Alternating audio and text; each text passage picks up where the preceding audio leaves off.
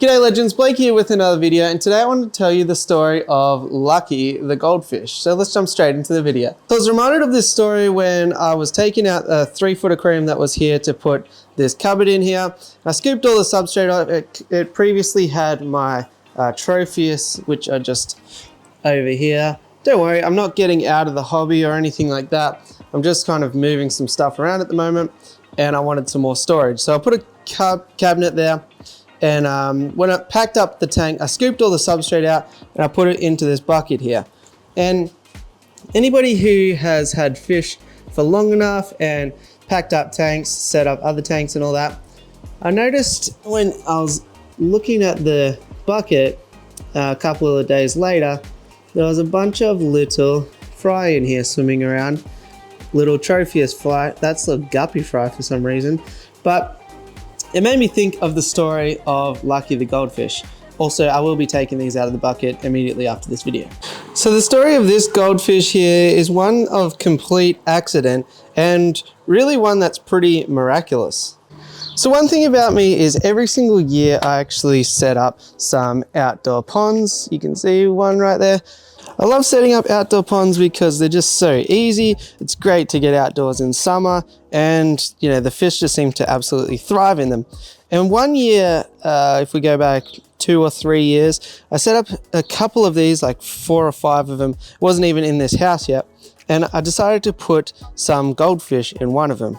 So it went well. I grew up the goldfish and I ended up passing them on to somebody else to keep because I didn't really have appropriate space to put them. By the time sort of the season was over, all my tanks were full. And also that was the season that I moved into the fish room here. So my tanks were a mess. Things were getting drained and moved all the time. So after the big move and all that, most of my ponds ended up exactly like this. There was actually a bunch more of them.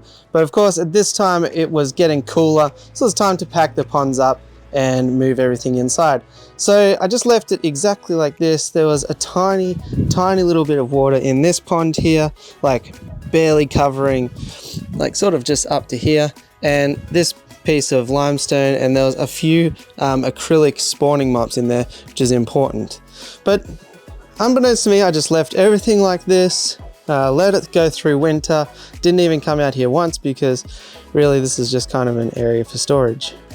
That was until about 8 or 9 months later when it came time to set up that pond that I just showed you, which is currently in operation. And then I just saw a little orange shape darting around.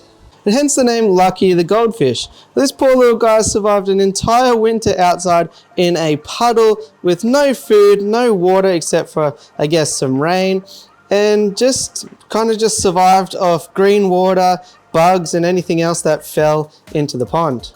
Now, as you can see, I've moved him in here with the swordtails. I just needed to find him an immediate place to go, and this seemed appropriate. But overall, I really like this guy. I'm glad to have Goldfish back. And at the very least, I'm sure he's much happier in here than he was out there in the cold, fending for himself. So there you go, guys. That is the story of Lucky the goldfish. Hopefully you liked this little anecdote, and it goes to show that whether you're cleaning out substrate from a tank or changing a tank over or packing down a pond, whatever it is, make sure you check it before you tip that water out, because you never know, life has a way. And I often find, you know, just surprise things happening in old tank water, substrate, and all that sort of stuff. So hopefully you like this video. Give a thumbs up for Lucky the goldfish, and I'll catch you on the next one. Thanks for watching.